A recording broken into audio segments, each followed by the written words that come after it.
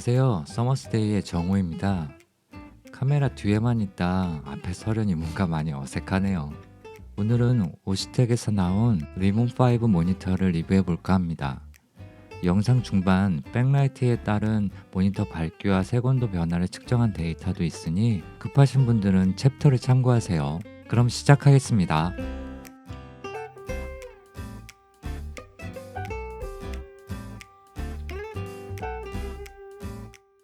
구성품은 영문 퀵 스타트 가이드, 일문 퀵 스타트 가이드, 서비스 카드, 클리닝 천, 그리고 여분의 모니터 암용 오링 3개와 디시 단자 커버가 있습니다. 모니터 암은 틸트를 지원하고 장력 조절 나사가 따로 있어 필요에 맞게 장력을 조절할 수 있습니다. 체결은 하슈 단자 체결 방식이고 4분의 1인치 나사홀도 있어 삼각대 체결도 용이합니다. 측면에 하슈 단자도 있어서 마이크나 미니 조명 같은 액세서리를 달아 사용할 수도 있습니다. 바디 재질은 플라스틱이고 후면을 보면 먼저 오른쪽 상단에 HDMI in, HDMI out 단자가 있습니다. 보통 측면에 있는 경우가 많은데 후면에 있다 보니까 케이블이 장비나 옷가지에 걸려 빠지는 일이 덜하더라고요. 가운데엔 배터리 단자가 있고요. 배터리는 소니 MPF 타입만 지원합니다. 좌측 아래에 외부 전원 단자가 있는데 기본적으로 커버가 씌워져 있어서 먼지 유입이나 물이 튀어 들어가는 걸 어느 정도 막아줍니다. 그리고 락 기능도 있어서 케이블 빠짐을 방지할 수 있습니다. 케이블은 직경 5.5mm, 내경은 2.5mm 제품이면 다 맞으니까 가능하면 락 기능이 있는 제품을 구입하세요. 가운데에 배터리 탈착 버튼이 있고 양쪽에 송풍구가 있는데 왼쪽은 막혀 있고 오른쪽은 뚫려 있습니다. 측면엔 3.5mm 이어폰 단자가 있고 그 아래에 RS232 단자라는 게 있는데요. 오시텍에서 판매하는 케이블과 연결하는 단자입니다. I1 디스플레이 같은 캘리브레이션 장비를 연결해서 모니터를 캘리브레이션 할 때 쓰는 단자라고 하는데요. 저는 따로 구입하지는 않았습니다. 그 아래 배터리 아웃 단자가 있고요. 바닥면을 보면 SD카드 슬롯이 있고 그 옆에 4분의 1인치 아리스타일 나사홀이 있는데 SD카드 슬롯은 사용자 럿을 모니터에 저장하거나 펌웨어를 업그레이드 할 때 사용합니다. 4분의 1인치 나사홀의 경우 금형 문제인지 아리스타일의 모니터 암과 맞지가 않습니다. 뭐가 문제인가 살펴봤더니 보이는 것처럼 간격이 다릅니다. 모니터 쪽이 좀 더 좁아요. 측면에 있는 것도 동일하고요. 제 것만 그런가 싶어서 다른 분들 것도 확인해 봤는데 마찬가지였습니다. 그렇다고 못 쓰는 건 아니고요. 홈에 맞춰 잘 체결만 하면 고정은 잘 됩니다. 단지 빠르게 체결해야 할 때 간격을 일일이 확인해야 해서 그게 좀 귀찮더라고요. 오른쪽엔 송풍구가 뚫려 있고 측면엔 4분의 1인치 나사홀과 전원 버튼이 있습니다. 전원을 인가하면서 스펙을 보면 5.5인치이고 해상도는 풀 HD입니다. 시야각은 상하 178도, 풀터치를 지원하며 밝기는 1000니트입니다. 소비 전력은 8.1W라고 스펙에 나와 있는데 제가 실제로 써보니까 백라이트 80% 기준 MPF 970 배터리를 사용했을 때 대략 6시간 정도 사용했던 것 같습니다. 그리고 펜리스 제품이다 보니까 모니터 옆에 마이크를 둬도 팬 소음이 들어가지 않는다는 장점이 있는데 이게 장시간 사용하다 보면 외부 전원 단자 쪽이 엄청 뜨거워져요. 다른 분들도 다 그렇다고 하는 걸 보니까 아무래도 팬이 없어서 그런 것 같습니다. 구입하실 분들은 참고하세요. 전원은 파워 버튼을 짧게 한번 누르면 되고 전원을 끌 때는 파워 버튼을 길게 3초간 누르고 있으면 전원이 꺼집니다. 부팅 시간은 대략 10초 정도 되는 것 같습니다. 터치 잠금도 지원하는데 전원 버튼을 한 번 누르면 잠금이 되고 한 번 더 누르면 해제가 됩니다. 피치줌도 지원하는데 확대에다 원위치 하려면 피치 아웃을 계속해야 해서 저는 사용하지 않습니다. 백라이트에 따른 모니터 밝기와 색온도의 변화를 측정해 봤습니다. 테스트는 PC와 연결해서 진행했고 테스트 셋업은 다음과 같습니다. 측정 프로그램은 델사의 울트라 샤프 캘리브레이션 솔루션을 사용했고, 측정 장비는 엑스레이터의 i1 디스플레이를 사용했습니다. 데이터의 정확도를 높이기 위해서 전원 인가 후 30분 뒤 5차례 측정했습니다. 결과가 꽤 흥미롭더라고요. 백라이트를 최대로 올리면 색이나 컨트라스트 쪽에서 문제가 발생하는 제품들이 많은데 이 제품은 그렇지가 않더라고요. 밝기도 스펙과 비슷하고 백라이트에 따른 색 온도의 변화도 크지 않고요. 소니 알파7 M4 LCD와도 비교해 봤는데요. M4 LCD 밝기는 기본으로 두고 픽처 프로파일과 크리에이티브 룩은 오프와 스탠다드로 설정했습니다. M4 노출은 21번 패치 값을 기준으로 삼았습니다.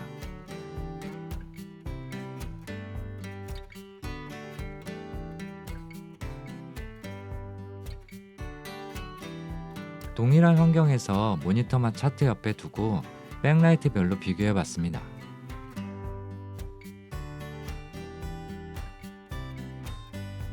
야외에서도 비교해 봤는데요. 오후 2시쯤 촬영했습니다. 최대한 실제와 비슷하게 보이게끔 노출을 고정했는데 둘 다 보호 필름이 붙인 상태라 반사가 심하네요.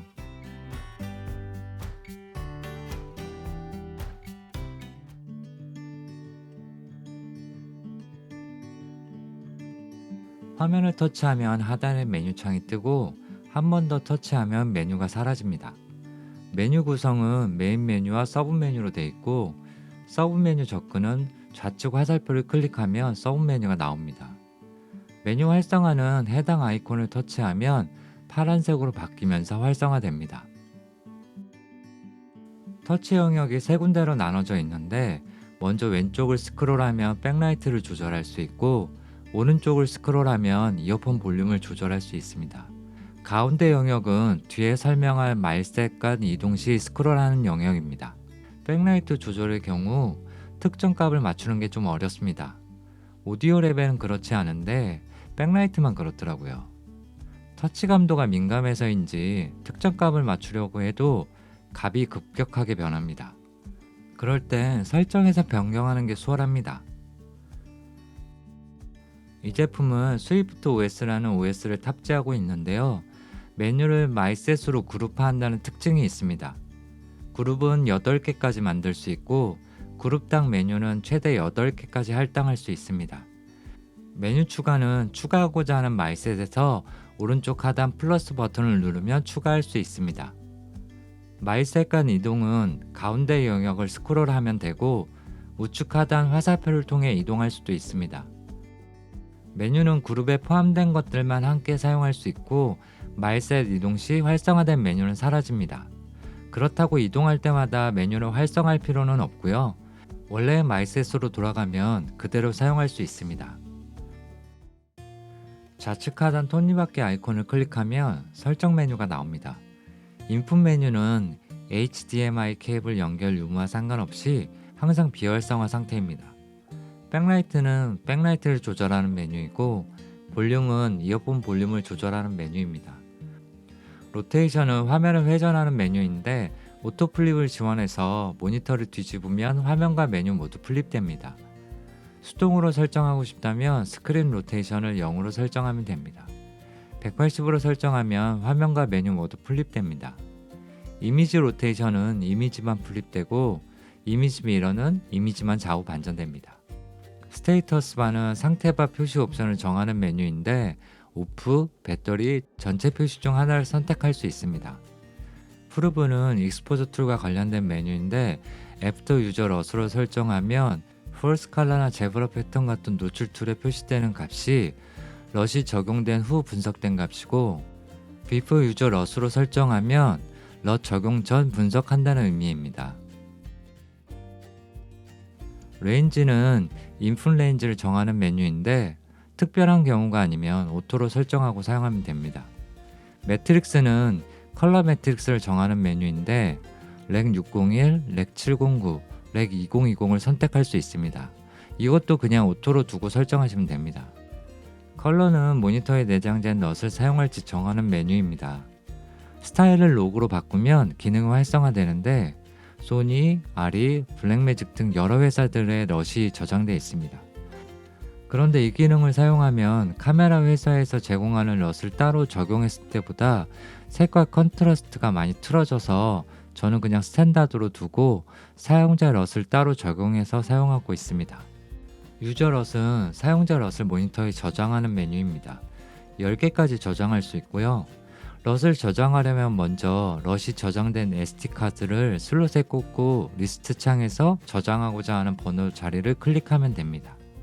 그럼 오버라이트 3D 럿이란 창이 나오는데 컨펌을 클릭하고 기다리면 SD카드에 저장된 파일이 화면에 나타납니다. 그럼 원하는 럿을 선택하고 컨펌 창에 OK를 클릭합니다. 저장이 완료되면 해당 번호의 이름이 럿 이름으로 바뀝니다. 매뉴얼 상에는 16기가 이하 SD카드만 인식된다고 나와 있는데 FAT32 지원 때문에 그런 것 같습니다. 더보기란에 고용량 SD카드 FAT32 포맷 프로그램을 링크 달아뒀으니까요. 필요하신 분들 받아가시면 됩니다. 저장된 럿은 삭제가 불가능하고 덮어쓰기만 지원합니다. 공장 초기화를 해도 리스트 초기화가 안 돼서 제조사에 문의해봤는데 오버라이트만 지원한다고 하더라고요. 이 점이 저는 좀 불편했습니다. 리셋은 공장 초기화를 할 때 사용하는 메뉴입니다. 첫 번째로 볼 메뉴는 엑스펙터 마커입니다. 일반적으로 사용하는 비율은 다 있고요. 원하는 비율이 없다면 사용자 설정에서 정할 수도 있습니다. 오피시트는 웹 프레임 영역의 불투 용도를 정하는 메뉴입니다. 두 번째로 볼 메뉴는 세이프티 마커입니다. 액션과 타이틀 영역으로 나눠져 있고 색상 설정 옵션은 없습니다. 비율은 여타 다른 필드 모니터와 비슷한 것 같습니다. 세 번째로 볼 메뉴는 센터 마커입니다. 크로스, 할로우 두 가지가 있습니다. 네 번째로 볼 메뉴는 크로스 해치입니다. 그리드라고도 하는데 저는 2 곱하기 2로 사용하고 있습니다. 다섯 번째로 볼 메뉴는 아나모픽입니다. 비율과 매그니파이를 설정할 수 있습니다.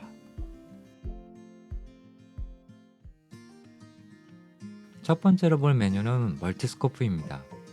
오른쪽부터 벡터 스코프, 히스토그램, 오디오 메타가 있습니다. 웨이브폼은 영상 하단에 있고 파라미터별로도 설정할 수 있습니다. 웨이브폼의 경우 루마, RGB, 퍼레이드로 설정할 수 있고 벡터 스코프는 배우를 변경할 수 있습니다. 히스토그램 또한 RGB, 루마로 설정할 수 있습니다.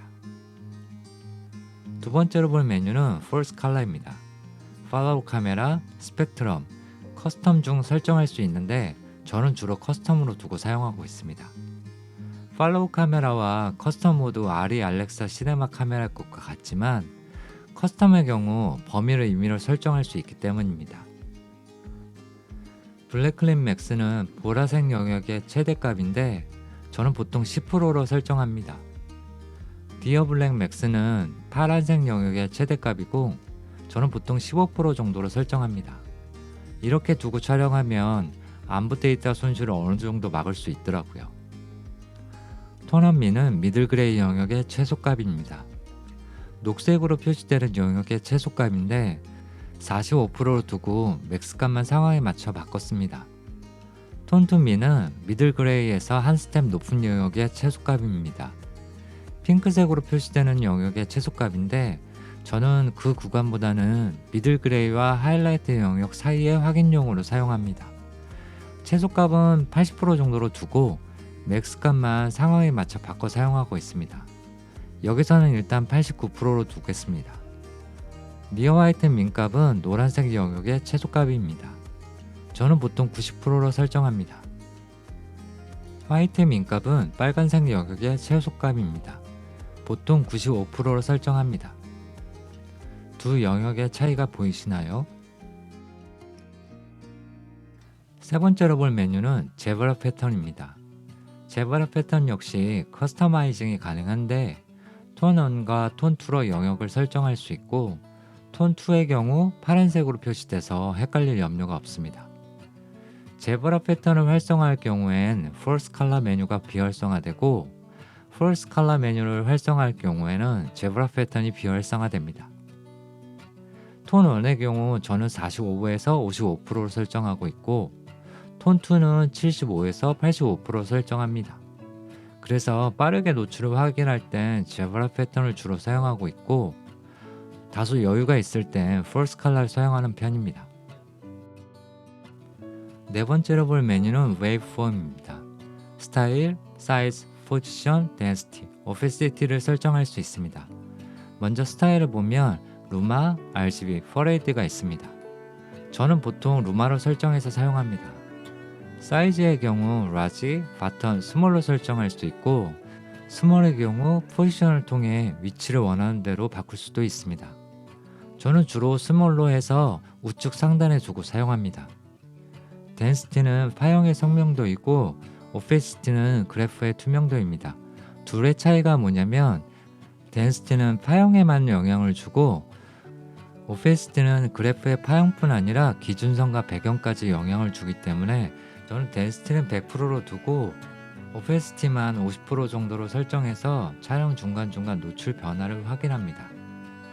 다섯 번째로 볼 메뉴는 벡터 스코프입니다. 포지션, 게인, 덴시티, 오페시티를 설정할 수 있습니다. 여섯 번째로 볼 메뉴는 히스토그램입니다. 스타일, 포지션, 오페시티를 설정할 수 있습니다. 첫 번째로 볼 메뉴는 포커스 어시스트입니다. 컬러, 센시티비티, 백그라운드를 설정할 수 있습니다. 컬러는 포커스 어시스턴트 엣지 색상을 바꾸는 설정인데 레드, 그린, 블루, 화이트로 변경할 수 있습니다. 센시티비티는 감도를 설정하는 메뉴이고 백그라운드는 화면을 흑백 또는 컬러로 전환하는 메뉴입니다. 두 번째로 볼 메뉴는 피킹입니다. 선명도를 설정하는 기능이고 인텐시티 값에 따라 이미지의 선명도가 달라집니다. 이번에 볼 메뉴는 룩입니다. 색이 바뀌었죠? 룩으로 촬영 중이라 그렇습니다. 서브 메뉴를 보면 옵션, 유저럿 아이디, 유저럿 네임, 유저 인텐시티가 있습니다. 먼저 옵션을 보면 SDR 소프트 클립, HDR 소프트 클립, 유저 럿이 있습니다. 여기서는 사용자 럿을 적용하는 방법만 언급하겠습니다. 1000니트 모니터 가지고 HDR 확인한 분들은 없으시죠? 사용자 럿을 사용하려면 먼저 옵션을 유저 럿으로 바꿔줘야 합니다. 그럼 유저럿 아이디와 유저럿 네임이 활성화되는데 아이디는 현재 적용된 럿의 리스트 번호이고 네임은 해당 럿의 파일명입니다. 럿을 바꾸려면 유저럿 아이디를 클릭하면 되는데 리스트가 나오는 게 아니라 단순히 순차적으로 바뀌기 때문에 원하는 럿이 될 때까지 클릭을 해야 합니다. 제조사에 문의해 보니까 프로그램 문제인지 어쩔 수 없다고만 하더라고요. 유저 인텐시티는 적용된 럿의 강도를 변경할 수 있는 기능입니다. 0으로 두면 럿이 적용되지 않은 것처럼 디스플레이 됩니다. 설정값을 바꾸려면 좌우로 스크롤하면 되는데 그때마다 서브창이 같이 스크롤돼서 원하는 값으로 변경하기 어렵습니다. 그럴 경우 플러스 마이너스 아이콘을 클릭해서 변경하면 됩니다.